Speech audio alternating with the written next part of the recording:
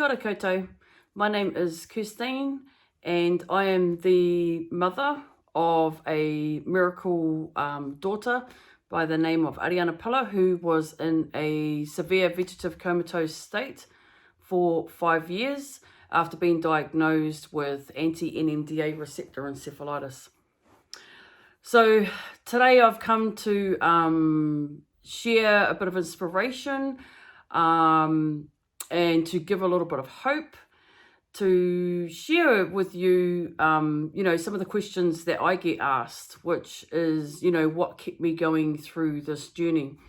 Where did I find my strength? So, I just want to start with, acknowledging each and every single one of you who are traveling this journey or have been through this journey. My condolences to everyone that has lost their loved ones to this illness. And just want to acknowledge, all the parents, all the caregivers, our loved ones, just absolutely everybody. Just want to acknowledge everybody. So, okay, so we live here in New Zealand. In 2013, we were living in Australia at the time when my daughter got sick and was diagnosed.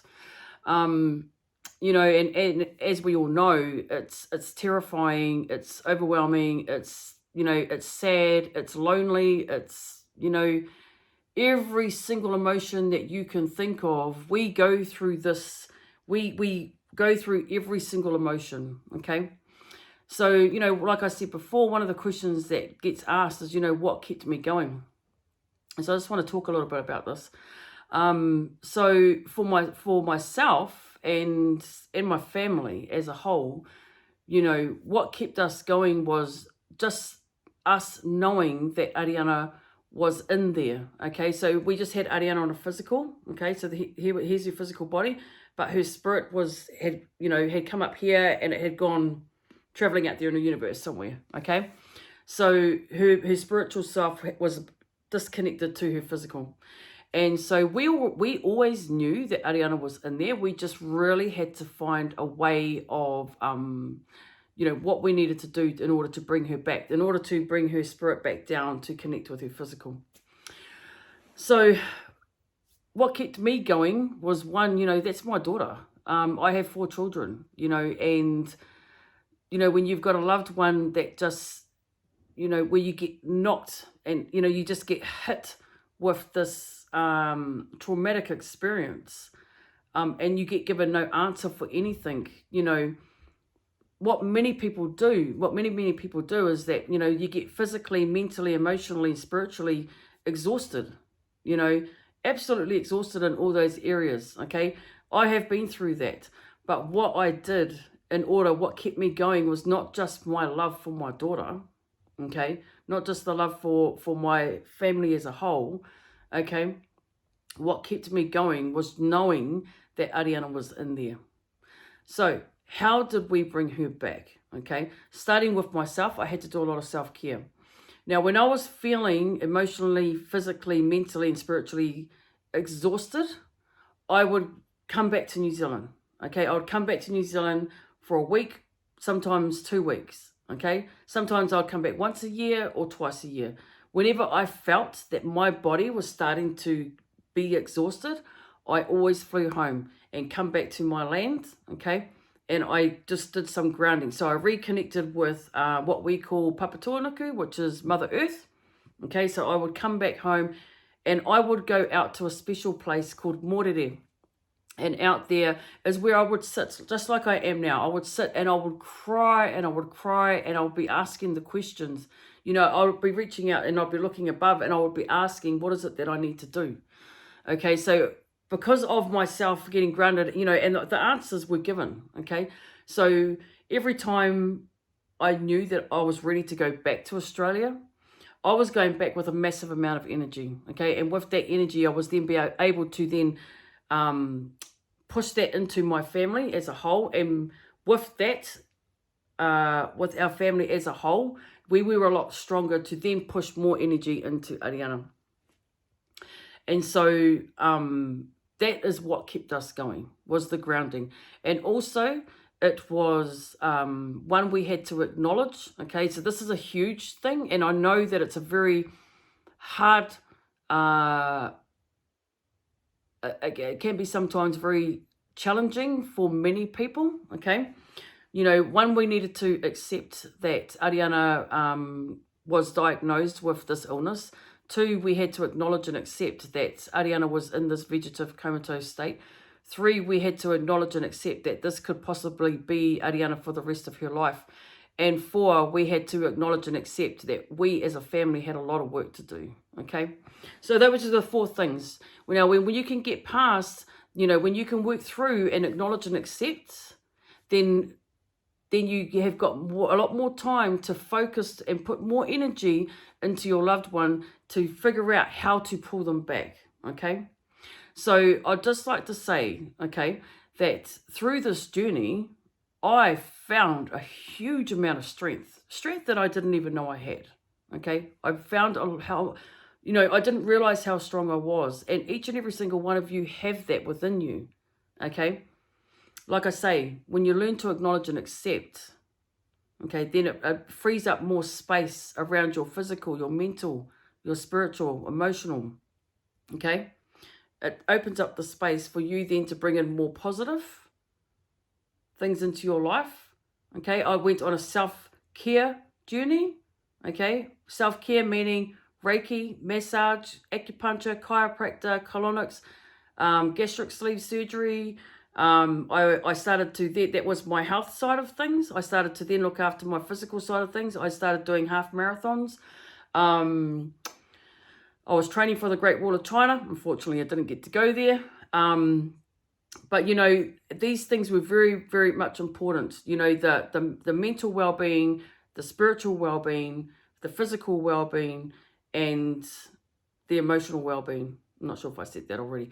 But those four things are very, very important, and this is how we were able to bring Ariana back to life, okay? Now, yes, she had first and second line treatments. They didn't work. She had rituximab inserted into the spine. It didn't work. She had alentazumab. It didn't work, okay? So at the end of the day, when we were discharged from the hospital, we still had no answer, okay? To this day, the doctors still have no answer. Now, we, as a family, we have an answer, okay? But it's something that you can't see, okay? You can't physically see in front of you, all right? So what I mean by that is, we went on this massive spiritual journey, and we learnt to read Ariana's body. We learnt to look at her eyes and look into them and see what it is that she was wanting to say, okay? I then learnt to connect to her on a deeper level where she started talking to me. She started guiding me through this process, and that is what kept me going. That is what gave me strength. Ariana gave me massive amount of strength.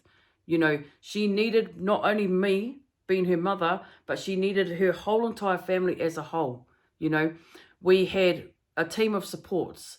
We had our amazing chiropractor. We had our amazing hairdresser who for 3.5 years did Ariana's hair every Friday. We kept Ariana, we kept her as a part of our family. We brought a vehicle so that we could so that we could take her out when we wanted to take her out, not when, we had to wait for a taxi or anything like that. We did most of Ariana's care. The only thing that with Ariana was that she would sleep in a group home, okay? But otherwise, we were there. We took shifts. Every one of us family members, we all had a job. I took care of her medical side of things. Her father took care of all her clothing. Her stepfather took care of all the facials, okay, cutting the nails. Her brother would come out and spend time with her, both of her brothers. And then we had our youngest, Shelby, okay? So, I hope with this little bit of share, this 10-minute share, that I have hopefully inspired many of you to not be afraid, okay? God gave you a mouth so that you could then use your voice to speak, okay? You know your loved one better than anybody else. And when you know, and when you see things, when you see the little signs, okay, those are celebrations. It calls for a celebration, okay? And you need to voice those to the doctors, because unfortunately, as we know, the doctors can only spend a small amount of time. We are with them 24/7. So when we are saying that we are seeing this and we are seeing that, you know, we need to encourage the doctors to actually stop and listen to us as family members, as the caregivers, you know, and never have a fear. Don't have a fear, okay? You know, be willing to take risks, because at the end of the day, you know, what have you got to lose? You know, us as a family, as a whole, okay, we had already accepted that there was a high chance that Ariana would one day pass away. I mean, we will all pass away one day, okay? But, you know, the more we accepted that, the easier life became, okay? The strength, Ariana gave me strength to get through this journey. You know, yes, I came home and I got grounding. Yes, I had a team of support. I had my whole entire family. You know, I had people outside. I had strangers coming in and helping. You know, we had a lot of support.